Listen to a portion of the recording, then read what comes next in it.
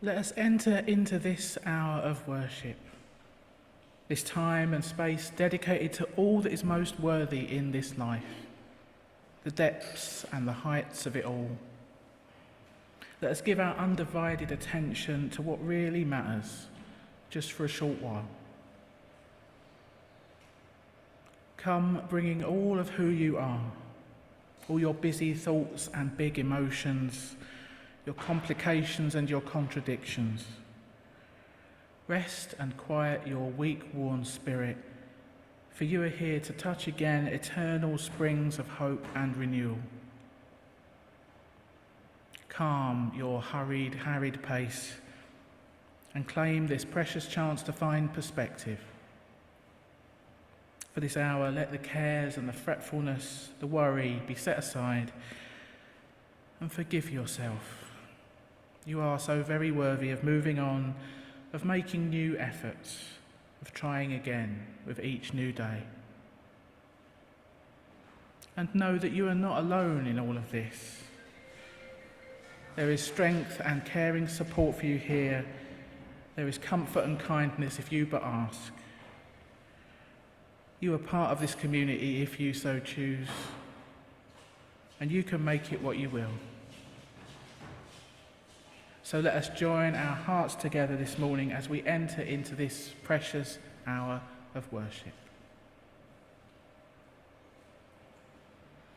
These opening words by Carolyn Owen Toll, they welcome all those who have bravely gathered in the heat this morning for this Sunday service. Welcome those who have made it to the building. Welcome to all who are joining us via Zoom, far and wide. Whoever you are, however you are, wherever you are, you're welcome just as you are this morning.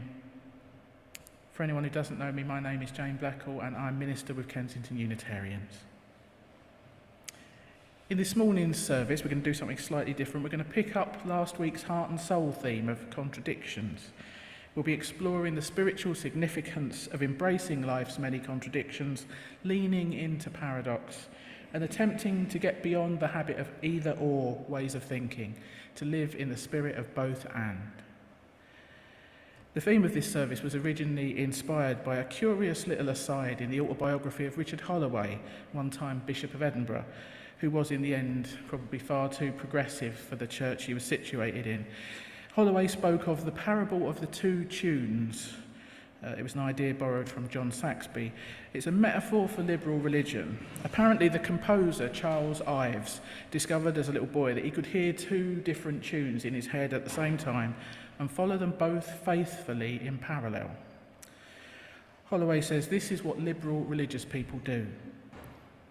They hear two tunes, the tunes of the religious tradition they grew up in or grew out of, Christianity in his case and in ours. But at the same time, he said they also listen to the best tunes of the times in which they live, the science of philosophy and ethics and struggles with human change and discovery. Living that way and being faithful to two tunes at the same time produces tension, but he says it's an honest and creative tension. And I too am drawn to this idea that listening to two tunes at once is a key feature of progressive religions like ours. So it seemed a good reason to spend an hour pondering what it might mean for us to live in the both and. There's all the preamble. Before we go any further, let's do what we often do and take a moment to check in with ourselves. Each week this moment comes around. Here we are again. Somehow we've made it to Sunday morning, whatever the week brought our way. And we each stop what we're doing, temporarily put aside our duties and distractions. We attend to what matters most in life. So let's be here now, present and together. Let's remember why we came here and honour that intention. And you'll each know what works best for you to ground yourself in the here and now. Maybe adjust your posture.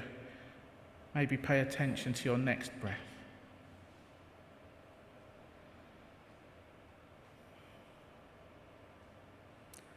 And I'll light our chalice as I do each time we gather.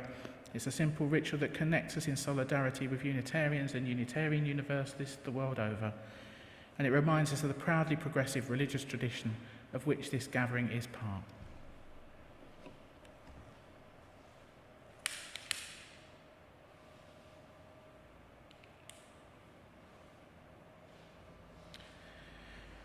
May we light this chalice to remind us of the power and beauty of balance and contrast. The chalice flame is the meeting point, the union of the refuge, safety and beauty of darkness, and the warmth, assurance and joy of light. So may this act of lighting our chalice remind us that we are stronger together in all the complexities and challenges of being in relationship, because we are different and because we are one.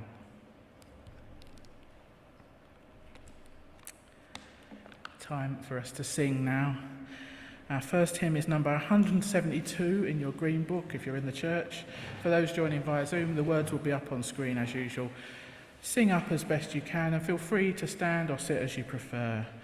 Number 172, All Are Welcome Here.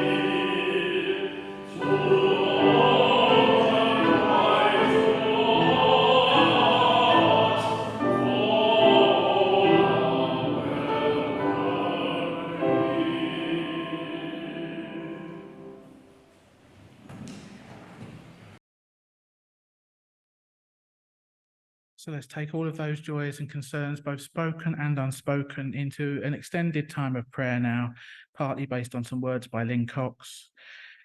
You might want to adjust your position to get more comfortable, put down anything you don't need to be holding, perhaps close your eyes or soften your gaze.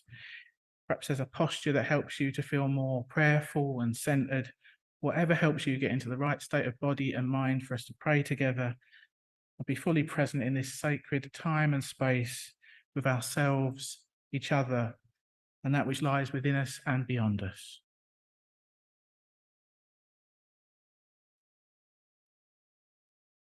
Spirit of life, God of all love, in whom we live and move and have our being,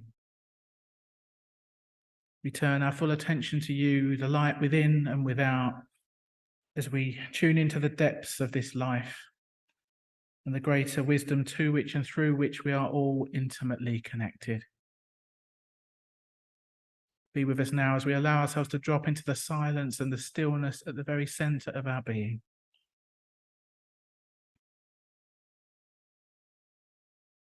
Spirit of life, God of all love, ever adapting and renewing, we come together this day with a muddle of contradictory yearnings.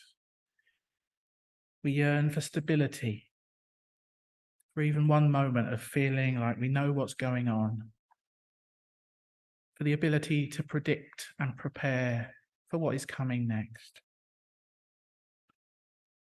And yet, we also yearn for change. We ache for a world that turns aside from injustice, oppression, and disregard for suffering. We pray for transformation in the illness, grief, isolation, and vulnerability of our loved ones and of all beings.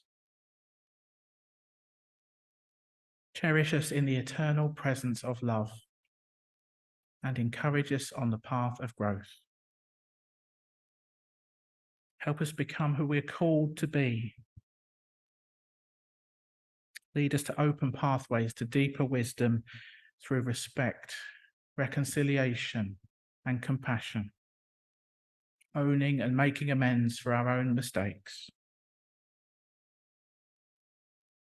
Hold us in the heart of both and cradle us in the mystery. Move us to live in gratitude for the beauty of this world, the loving people in our lives, and this fresh day of possibility.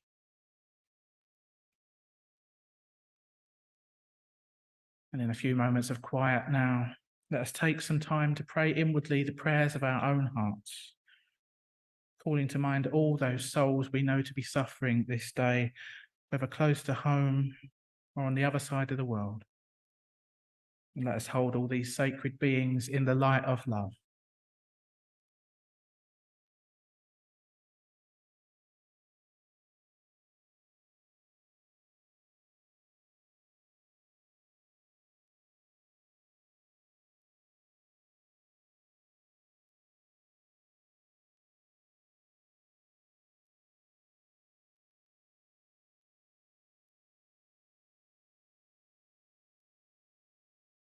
And let us also take time to pray for ourselves.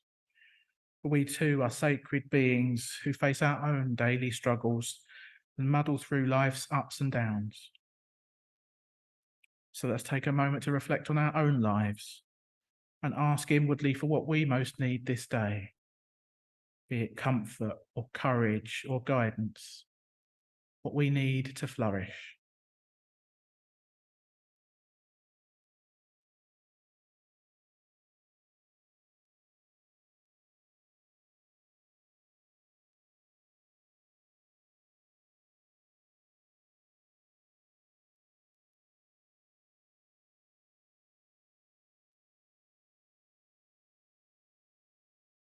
And let us take just a little longer to remember the good things in life and give thanks for them. All those moments this past week when we've encountered kindness, beauty, pleasure, or fun.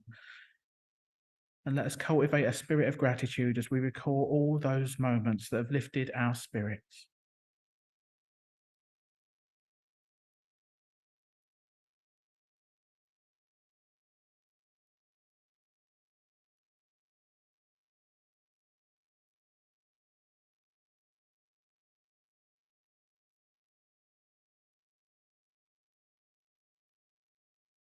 Spirit of life, God of all love, as this time of prayer draws to a close, we offer up our joys and our concerns, our hopes and our fears, our beauty and our brokenness.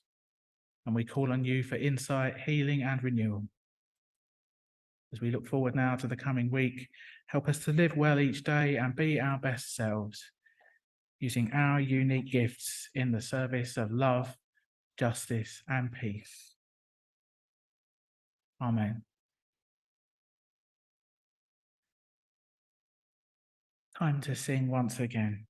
Our next hymn is number 42 in your green hymn books, A Dream of Widening Love. The words will once again be up on screen. Feel free to stand or sit as you prefer. A Dream of Widening Love.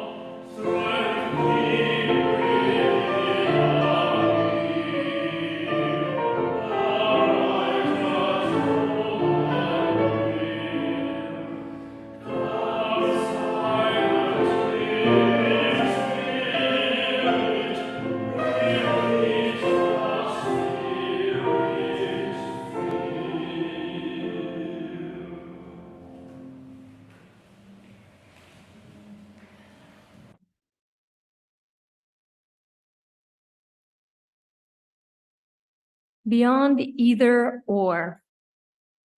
This piece by Amy Zucker Morgenstern is an excerpt from an essay she wrote for a collection of LGBTQ+ voices in Unitarian Universalism. Amy writes on the ways in which her outlook on life as a bisexual woman resonates with her religious life as a Jewish, Buddhist, Unitarian Universalist. She writes, "Either-or choices make me suspicious. When presented with a confident statement that two things stand on the opposite sides of an unbridgeable divide, I reflexively ask, whether they are really mutually exclusive. Material and spiritual, male and female, liberal and conservative. When two things are said to be opposites, I try to ask, what category might encompass both of these? Synthesize them into a whole. Being a both-and thinker served me well as a minister, particularly in the role of community builder. Part of my job is finding a way for opposites to dwell together in peace. And theologically, I am committed to moving beyond the choices that are often presented to us as either or, and to leading others past those unreal boundaries. I was well trained in the habit of seeking both and answers to either or questions by my late teens.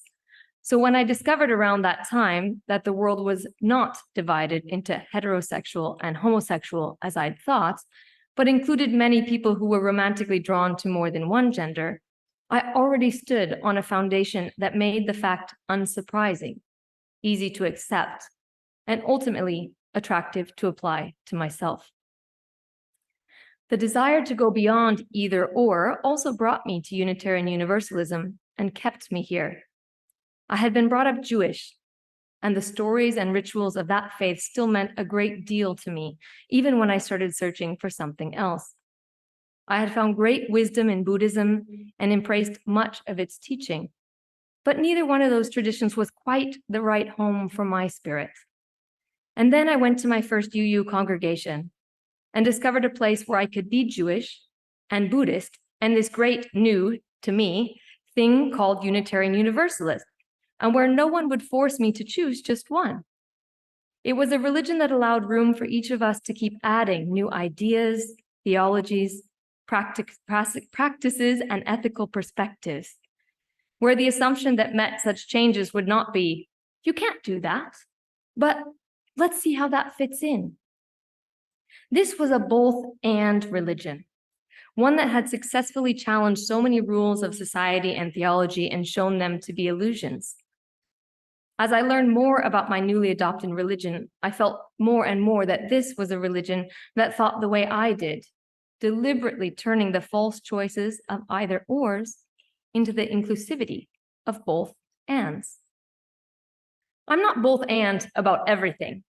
I believe there are ideas that are mutually exclusive. I believe there are actions that are incompatible with certain desired outcomes. Much of ethics is about delineating.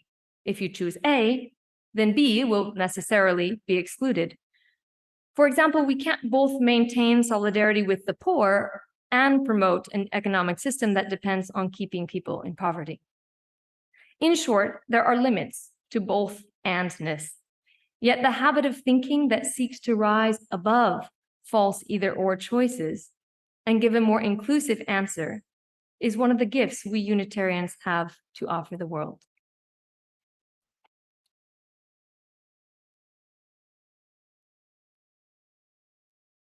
Thanks, Hannah. So we're moving into a time of meditation now. I'm going to share a few quotes connected to our theme, quotes which might be familiar to anyone who came along to Heart and Soul last week. The words will take us into about 3 minutes of silence, which will end with the sound of a bell. And we're going to hear some lovely music then from George to continue the meditative mood. So again, let's do what we need to do to get comfortable. You might want to put your feet on the floor to ground yourself. You might want to close your eyes. And the words are just an offering. Feel free to use this time to meditate in your own way. Walt Whitman famously wrote, "Do I contradict myself? Very well then, I contradict myself. I am large.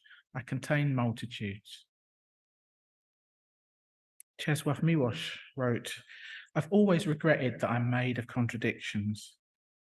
But if contradiction is impossible to overcome, we have to accept both its ends." Maxine Hong Kingston wrote, "I learned to make my mind large as the universe is large, so that there is room for contradictions." Madeleine L'Engle wrote, "When I start a new seminar, I tell my students that I will undoubtedly contradict myself and that I will mean both things. But an acceptance of contradiction is no excuse for fuzzy thinking. We do have to use our minds as far as they will take us, yet acknowledge that they cannot take us all the way. And Barry Lopez wrote, "One must live in the middle of contradiction, because if all contradictions were eliminated at once, life would collapse. There are simply no definitive answers to some of the great pressing questions. You continue to live them out, making your life a worthy expression of leaning into the light." So I invite you to take those thoughts on contradictions on the both and into a few minutes of silence now.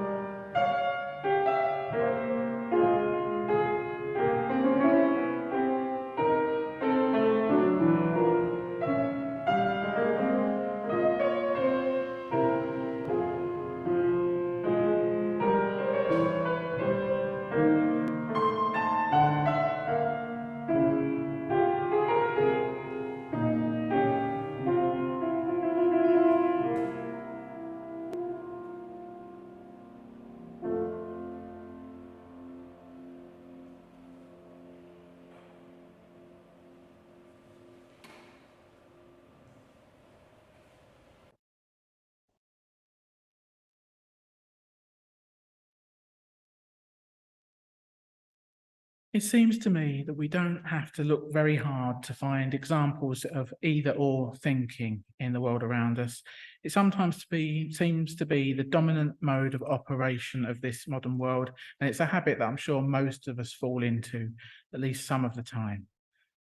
When faced with a complex and confusing world, it's hardly surprising that there's a temptation to cope with it by simplifying, segregating, dividing everything up into neat categories, by polarizing issues and debates, by identifying them and us.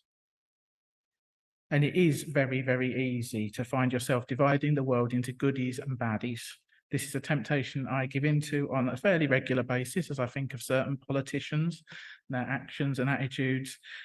But at the same time, I'm aware that the consequences of such black and white thinking can be pretty grim. Just think of the words used many times throughout history, but most famously in our time by George W. Bush, you're either with us or against us. Think about where that sort of attitude tends to lead. Our media seems to prefer simple narratives with no ambiguity, no complexity or contradiction, and it seems likely that this preference has been to the detriment of our politics and public discourse. One non-political example that comes to mind is the way in which new scientific findings, first published in technical journals full of caution and nuanced buts and maybes, they're often blown up and reduced to eye-catching and panic-inducing headlines, screaming from the front of a certain shameless newspaper, the sort of thing, now eating toast gives you foot and mouth disease or something. Something that disregards any doubt or uncertainty that might have been there in the original. And we know, don't we, that generally speaking, life is not straightforward, it's rarely simple. Even though scientists are generally dealing with probabilities and data that is noisy and ambiguous, life's most pressing questions rarely admit clear answers laid out in black and white. Whether it's the scientists, the philosophers, the theologians, they're all doing their best to be rigorous and methodical, but they're all ultimately in the same boat of the rest of us poor humans trying to make sense of life. We all glean scraps of truth and insight from here and there and make the best we can of them. As I mentioned at the start of the service, Richard Holloway, quoting John Saxby, claimed that one of the defining features of us liberal religious types is the ability to hear two tunes at once. And did you say we just heard three tunes at once? I think that's right. Thank you. Very, very well done. By this, he means we can be conscious of two sets of ideas which seem to be equally valid and justified, which both contain valuable truths, and yet which also apparently contain contradictions. Now, some of you might already be familiar with the concept of cognitive dissonance. We all hold all sorts of ideas and beliefs about ourselves and the world, and when two of our ideas clash and a discrepancy within us becomes apparent, when it seems that two of our own personal beliefs contradict each other, it results in an unpleasant state of tension. That is what is known as cognitive dissonance. And because this state of cognitive dissonance, this state of tension, is so psychologically intolerable, we are highly motivated to make it go away by any means at our disposal. It's said that in our haste to make this bad feeling go away, we're often led to exhibit quite irrational or self-defeating behaviour. And one way of making it go away, an easy way out, a way that can be ultimately very costly, is just to ditch one of the apparently contradictory beliefs in favour of the other. That is a quick fix. Or to uncritically take sides in a dispute. That's the either-or way of thinking. You can't have it both ways. They can't both be right. Something's got to give. However, as you've probably gathered by now, I'm not having that. The point of today's service is to speak up for the both and approach. There is so much in our culture that tries to suggest that either or is the only way to be. Yet it is often possible to try and resolve apparent conflicts and contradictions by taking this both and perspective, a perspective that tries to look for the bigger picture. It may well be that there is some truth, some goodness on both sides, and that we're bound to lose out in some way if we force a choice when we don't actually need to choose. In that reading by Amy Zucker Morgenstern, which Hannah read for us earlier, she claims, as Unitarians, we inherit a great legacy from generations of people who heard all the no's of either or thinking and responded with a both and, affirming why not. This preference for both and thinking does seem to be pretty important for Unitarians, and I suspect many of us here today might have ended up in a Unitarian community, at least in part, because of a feeling of unease with the clear-cut certainty that we tend to associate with some forms of religion, and indeed with the certainty of some of the anti-religious, the so-called new atheists, Dawkins and his mates, though their shtick is not feeling quite so new these days. And as an aside, in the spirit of both andness, I should acknowledge that is a bit of a caricature of both positions, both quite fundamentalist manifestations of the religious and the atheist. There are, of course, thoughtful and non-dogmatic people on both sides. But we liberal religious types are inclined to glean wisdom from wherever it can be found. We have a particular commitment to seek connections and build bridges. And it's worth acknowledging that that is quite a hard spot to inhabit. You can end up being criticised by both people, both sides of the apparent divide. But both and is in itself a reconciling, peace-building kind of mentality. Creative tension is an unavoidable feature of both and thinking. It's not an easy state to be in, but it can keep our thoughts open and alive. It can yield new insights and possibilities, and just occasionally it can lead to win-win situations. But it also feels really important to note, as was noted in the Morgenstern reading, we need to be alert to the limits of both and thinking too. We must recognise those situations where, for the sake of justice, we do need to take a particular side and take action. We need to be really mindful of the pitfalls of what's called both sidesism, something we see a lot of in the news media these days, a misguided attempt at balance, or at least the appearance of balance, which can create a false equivalence between positions that are not equally deserving of credit. That is to say, to live in the spirit of both and doesn't require us to treat the opinions of, say, climate change deniers as being equally valid to the consensus of climate change scientists who have got a great weight of evidence behind their claims.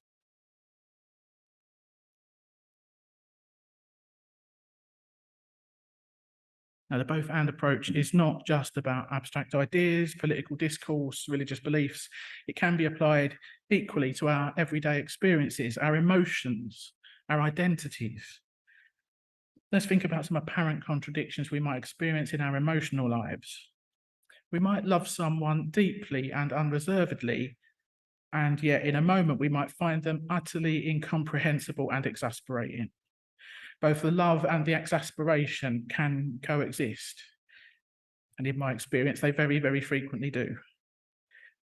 The love and the exasperation are both real and true, and they don't cancel each other out.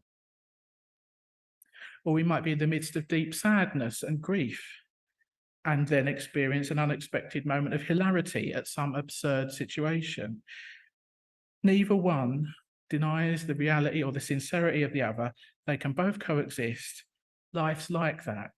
It just keeps on rolling, and we won't necessarily get a chance to deal with our feelings in an orderly fashion, one at a time.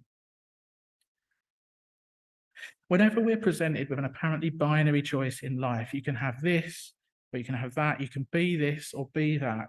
We often can choose to look beyond the binary if we need to, and ask if there are any other possibilities that don't force us into choosing one or the other. When it comes to questions of identity, it's not so much about making a choice to be neither this nor that, but about finding the words to express the underlying non-binary reality that already exists. Morgenstern spoke of her realization that there were other possibilities beyond heterosexual and homosexual, and she identified eventually as bisexual. And increasingly, we hear the voices of people who identify their gender as non-binary. That is, their identity does not fit neatly within the conventional categories of male or female. In an either-or world, these both and identities are often marginalized or invisible. I found a piece by Angeles Arian, which is helpful on this subject. She wrote, "In our later years, we will be rigorously challenged to transform opposition into paradox. The essential task is to allow all sides of an issue or pairs of opposites to exist in equal dignity and worth until the hidden unity is revealed. This is our initiation into the embodiment of wisdom, the entry point into spiritual maturation and personal transformation.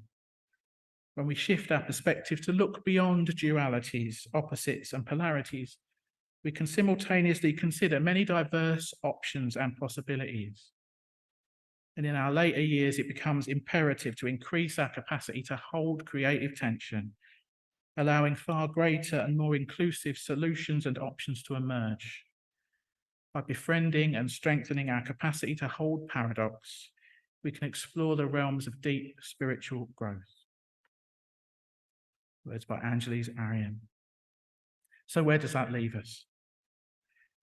We need to find honourable ways to live with ambiguity, complexity, and contradiction, to approach our finite and somewhat baffling lives with a little bit of curiosity and humility. And we need to do our best to integrate all these apparent contradictions we trip over along the way. We're never going to have it all worked out. But let's see what we can do to embrace that spirit of both and. And in that spirit, I want to conclude with an echo of the words from our meditation, which are also on the order of service if you're in the building, and along with the whole text, they're on the church website if you're joining us at home. These words from Barry Lopez, who said, "One must live in the middle of contradiction, because if all contradiction were eliminated at once, life would collapse. There are simply no definitive answers to some of the great pressing questions. You just continue to live them out, making your life a worthy expression of leaning into the light. May it be so for the greater good of all. Amen." One more hymn.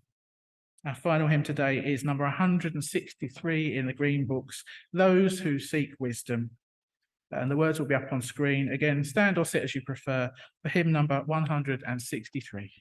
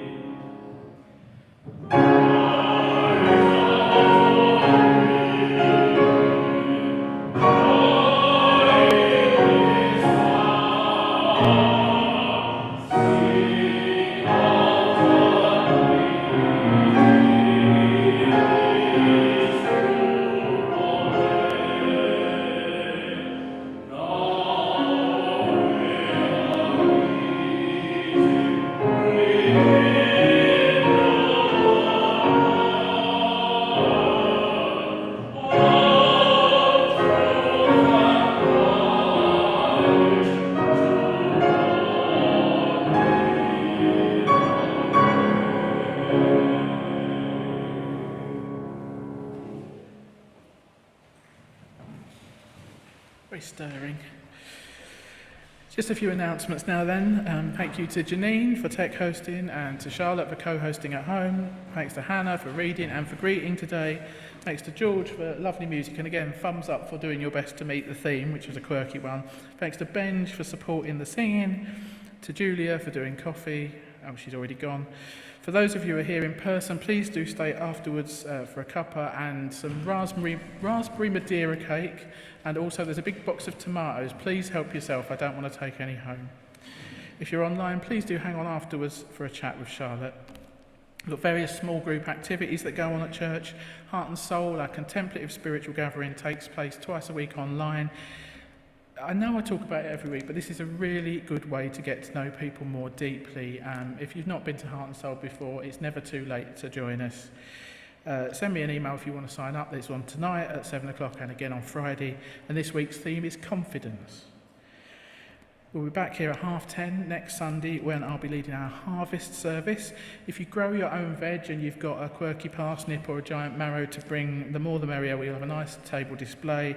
I encourage everyone to bring along their favourite fruit and veg, give it a day out, and if you do pick out a particular item of fruit and veg to bring, I encourage you to notice where it came from, where it was grown.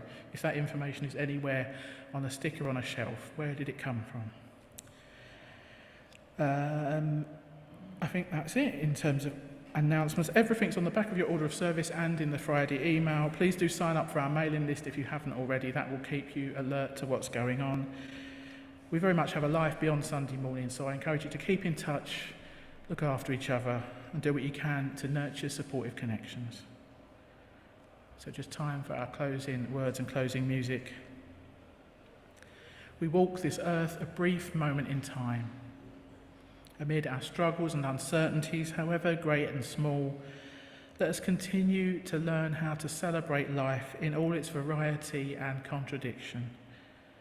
Let us continue to grow in our capacity to love ourselves and one another. And let us continue to move towards the goal of a better world, a global community of peace, justice, joy, and liberation for all. Go forth this day in a renewed spirit of courage and hope, and with the wisdom you need to greet the days to come. Amen.